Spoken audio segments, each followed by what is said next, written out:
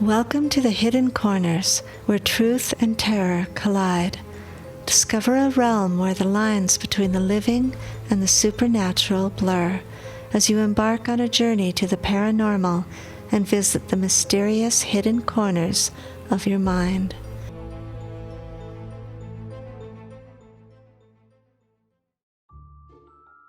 The Boy and the Leprechaun by Ginger Winters. On the corner of Flavel stands a church, its tall steeple of stained glass pointing to the heavens. Though there are still a few who will come to Sunday services, the church has an air about it that makes one think it is abandoned. It is surrounded by a tall chain-link fence to keep people away, and the parking lot is rutted with holes and overgrown with weeds and wild vines that snake across the pavement and grow up the sides of the church. Jasper had passed this way many times, walking to and from school and walking his dog, and had always wondered what the old church might look like inside, but the fence that surrounds the tall structure makes it look uninviting and more than a little bit scary. Time and time again he would nearly summon his courage to climb over the fence, take a peek through the windows, but then he would hear a branch snap, a frog croak, or the hoot of an owl, and he would take off running as fast as he could for home. If you got too close to the old church, the ravens would come flying straight for you, screeching and circling ominously in the air. And it didn't help that all his friends said it was haunted, that Elliot had dared him to climb the fence, and Jack had double dared him to open the massive church door and sneak inside. And it also didn't help that his dog, a giant and fierce-looking English mastiff, was afraid of her own shadow. They had named her Pearl Mankiller, but she would be no help whatsoever if anything fearful leaped out at them or grabbed them. But he wasn't about to let Elliot and Jack think he was a scaredy cat. He'd show his friends that he was brave enough to climb over the fence. He'd even go inside and climb up to the steeple and shine his flashlight through the stained glass, show his friends who were standing in the street holding Pearl's leash on the other side of the fence that he was brave enough to do it. He would soon be 12, and that meant he was old enough to show some bravery. And it wasn't like he was breaking in. This was a church. Isn't everyone welcome inside a church? He wasn't going to do anything bad. He wasn't going to destroy anything, or steal anything, or paint graffiti, or any of the other things that hoodlums do. He just wanted to prove to his friends that he was brave enough to go inside. He could do it. He'd show them. He carefully climbed over the chain link and crossed the pavement to the big oak doors. He took a big, deep breath, gulped back his fear, and tried to ignore the knot that was growing in the pit of his stomach. Maybe the door would be locked, and he could turn back and his friends would think he was brave for at least trying. But as he turned the knob, it slowly opened. Maybe he should turn back now, he thought to himself. But he glanced back at his friends and was determined not to show his fear. The door opened with an eerie creak, and he brushed a cobweb out of the way and stepped inside. It was barely light enough to see inside without his flashlight, but night was coming on fast, and Jasper did not want to be in this scary church in the dark. So he quickly walked through the pews to the staircase that led up to the steeple. They were narrow steps, and it was getting dark fast. Elliot and Jack waited out in the street, holding Pearl's leash, waiting for the light of Jasper's flashlight to shine through the stained glass. but it never did.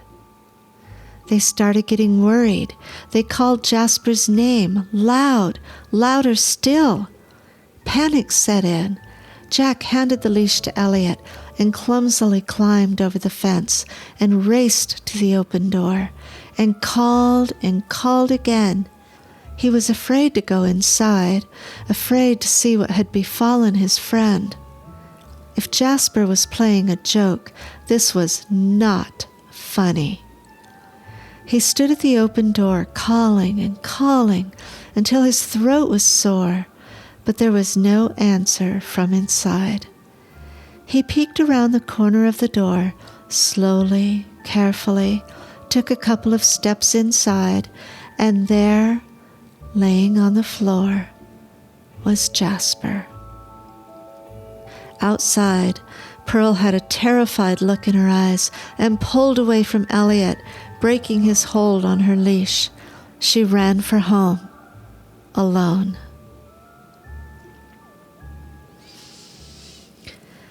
In the little seaside village of Dingle, on the southern coast of Ireland in the County Kerry, lived an old fisherman named Seamus O'Malley with his sweet wife, Sinead. Every morning, before the first light kissed the horizon, Seamus would set sail in his weather-beaten boat, his dog Finn by his side. His weathered hands skillfully handled the nets, a skill passed down from his father and his grandfather before that. He had spent his life on the sea, day after day, year after year. As the sun dipped into the horizon each evening, Seamus would return to the harbor. It was a simple life, but it was a good life. It was late July, and the first light of dawn painted the horizon in shades of pink and gold. Seamus set out for another day of fishing. The sea was calm, and the water lapped gently at the sides of the boat. Seamus cast his net into the depths with a prayer for a bountiful catch, and waited as usual. When it was time to pull in the heavy nets and check his catch, he felt an unexpected resistance, as if he had caught a dolphin. With all the strength he could muster, he hoisted the net aboard and peered inside, his eyes widening in disbelief. Amongst the shimmering silver fish lay a young lad, no more than 11 or so, blinking back at him with wide, curious eyes. And even though Seamus saw this creature with his very own eyes, he still could not believe it.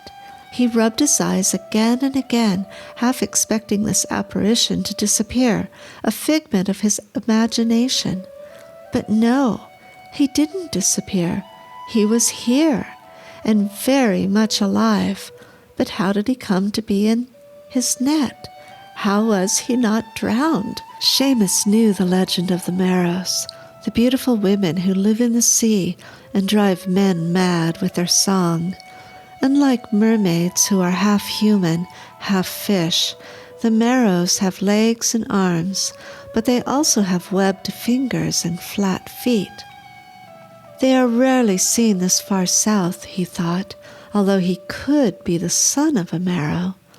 He didn't think he was a Selkie, who are often mistaken for seals, but this boy was clothed in a red jacket and green breeches, not a seal skin.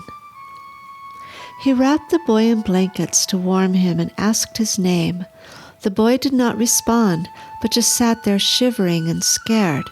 Seamus left the boy sitting with the blanket wrapped around him and went down to the cabin to pour a cup of hot tea for the boy. The boy was slight in stature, tall but skinny, pale and fair, with bright red hair plastered to his head. He greedily grabbed for the cup of hot tea, and Seamus noted that he did not have webbed fingers. He's not a Merrow, he thought. Best get him back to town and let the constable handle this. He would ask around a bit, see if anyone was missing a boy. Seamus quickly steered for home. The boy was quite silent, but very hungry. Seamus fixed a little cot in the extra room off the kitchen while his wife cooked a supper and found an old shirt that no longer fit her. It was much too large for the boy, but would serve as a good nightshirt. He would dry the boy's wet clothes in front of the fire. The boy slept all night and into the following day. For the first time in many years, Seamus did not go to his boat in the morning, but strode into town to ask around about anything unusual. But as the day wore on, Seamus was no closer to discovering who the strange visitor from the ocean might be. No missing person reports, no young family searching for a missing family member. That night over dinner, Seamus and Shanae discussed whether they would keep the boy for a bit till they could find out more about him. Maybe he'd find his voice again and tell them where he came from. The Irish wolfhound Finn seemed to get on with the boy and slept beside his little bed, watching over him. For the next few days, the boy accompanied Seamus and Finn on the boat and was very comfortable handling the nets. He seemed to charm the fish to him, and the catch was much larger with the boy aboard. He was content, just being a boy on a boat. All seemed well at first, but as the days wore on, the boy still had not spoken. It was as if he had no memory of his life before he had been found. A late July storm rolled in. As with most summer storms, there was much lightning and thunder. Finn stayed close to the boy's side, and the boy held tightly to the massive dog with every burst of thunder. A thick mist blanketed Dingle, shrouding the village with a cold and wet fog. As the moon peeked through the clouds, a small rowboat silently paddled into shore. No one was there to see who landed, but the entire village felt the gloom that descended over the town. Shanae had just finished cleaning up the supper dishes when Seamus thought he heard a rapping at the window. He glanced at his wife, but she appeared lost in her thoughts. He figured it must be the wind picking up again. He had just settled back into his big armchair when he heard the rapping again. Curious and slightly alarmed, he pulled back the curtains, but no one was there. My mind is playing tricks on me, and my ears are hearing things that aren't there, he told Shanae. I've got a wee bit of indigestion, he said. I think I'll walk down to the pub and have me a pint with the boys. She gave him a smirk of a smile and said, All righty then, I won't wait up for ye. Just be sure you make it back home, Seamus O'Malley. Seamus strolled along the water's edge on his way to the pub, admiring the boats docked there in the moonlight. Suddenly, something caught his eye. There, standing on the shore, was a slight little man, crooked and bent, wearing a dark red jacket and green breeches, just like the ones the boy had on when Seamus found him in the net. On his head was a black top hat, and he leaned heavily on a gnarled wooden staff. His face was weathered and worn, and he wore a grizzled frown. His squinty black eyes stared ahead in a menacing way. Hello there, stranger. What brings you to Dingle? Seamus inquired. I am looking for a boy, yea tall, with a shock of red hair. You've not seen him now, have ye? Seamus didn't know what to do. He had grown so fond of the boy. It was like he had become their son. How could they possibly turn him over to this wretched little man? Who is this boy you are looking for? Seamus asked. He is a thief, a scoundrel, a rat. He stole my gold and hid on a boat sailing out to sea. I found the boat capsized offshore. Everyone had perished, but there was no sign of the boy. I need to find him. I want my gold returned to me. The crooked little man leaned on his staff and pulled a pipe from out his pocket. He stuffed his pipe, lit a match, and took a long, deep drag. As he exhaled, he said, The boy will pay dearly for this. He will give me back my gold, or he will work till the end of his days to repay me." Seamus bid him a good night and quickly retreated home. He had to protect the boy. If it was true and he did steal the gold, he certainly did not have it on him now. When the boy had appeared in his nets, he had nothing but the clothes on his back. There was something about the way the little man had looked at him, the way he had squinted his eyes, that made Seamus think he already knew where the boy was. He had an eerie feeling that the rapping at the window had been the little man's staff. Seamus walked as quickly as his old legs would allow, worried that the crooked little man would follow him. He bolted the door closed and locked all the windows. He hushed his wife when she asked why he was all astir, and went in to speak to the boy. But the little bed was empty. The boy was already gone. The window in his room was open, and the faint smell of a pipe drifted on the air. There was a little note on the boy's pillow. "Bring to me a bag full of gold, and I will give you back the boy. In 5 days' time I shall return.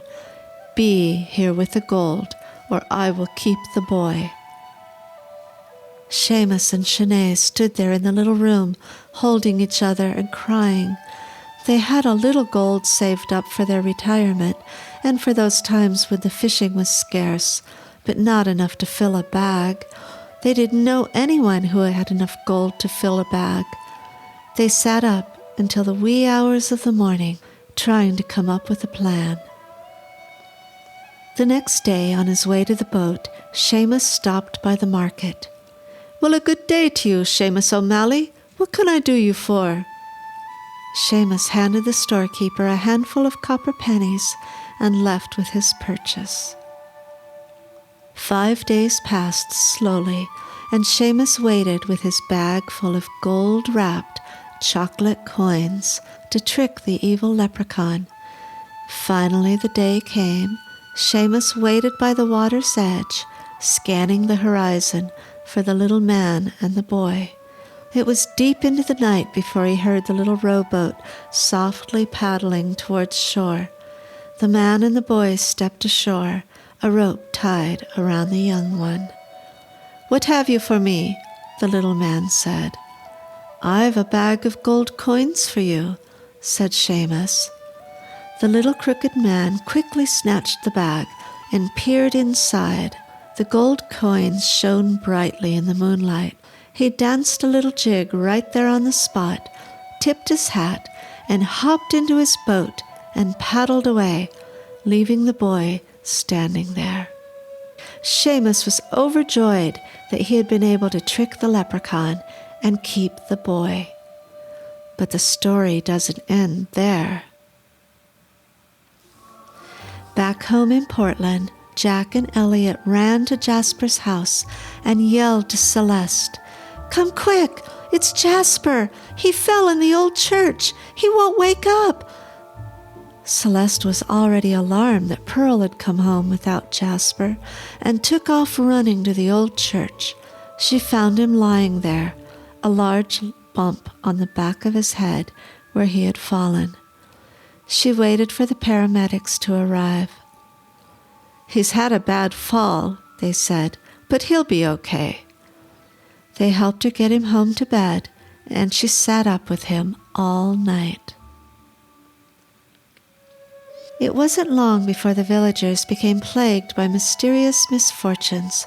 Their crops began to wither, livestock fell ill, and all the milk turned sour, straight from the cow. When the men would wake in the morning, their boots would be missing. The laundry on the line would be streaked with mud as quickly as it was hung. Mums who went to start supper found their cupboards were bare. The potatoes in the field all turned to rocks. The villagers had never seen anything like this before and began to feel they were cursed. Only Seamus knew what was really going on, and he had to do something about it. The leprechaun didn't like being tricked, Seamus knew he was seeking revenge for the gold chocolate coins. Now guilt gnawed at him as he anticipated the leprechaun's vengeful wrath. He knew he had to find a way to make amends and repay the stolen gold before it was too late. With a mix of fear and determination, Seamus set out to undo the mischief he had caused. Seamus found the boy waiting for him when he returned home. The boy was holding a gold coin and held it out to Seamus. "Where did you get that?" Seamus asked of the boy. But still the boy did not answer, but he moved his hand as if beckoning Seamus to follow. 4 miles they walked, Seamus and Finn following behind the boy, until they finally arrived at the ruins of Kilmar-Kildare Church. The boy took Seamus by the hand and led him to the Ogham stone and lifted a rock at its base. Buried beneath the stone were handfuls of gold coins. Seamus filled a bag full of gold, and they returned home to Dingle. That night, when the moon peeked through the clouds and the fog lifted, a little rowboat paddled ashore. The old crooked leprechaun stepped out of the boat, and waiting there was Seamus and the boy. "What have you for me this time?" the leprechaun asked, "and do not even think of tricking me." Seamus handed him the bag full of gold coins. The little leprechaun laughed with joy and hopped in his boat and paddled away, never to be seen again. Seamus and the boy went home and crawled into their little beds, as happy as could be. It was a bright and sunny Sunday morning, the 30th of July. Jasper woke in his little bed, his dog Pearl by his side, and his mother, Celeste, sitting on the edge of his bed. "You've had quite a long sleep, Jasper. You had such a fall. You've been asleep for almost 10 hours, his mom said. "Mom," Jasper said, "I had the most incredible dream. I was in Ireland, and there was a leprechaun, and this nice family that took care of me, and—" His voice drifted off as he remembered the fantastic dream he had just woken from. "I'm starving," Jasper told his mom. Celeste left the room to get breakfast started. Jasper closed his eyes, still remembering his dream. He heard a whisper in his ear, "Happy birthday, Jasper." In his pocket was a gold chocolate coin.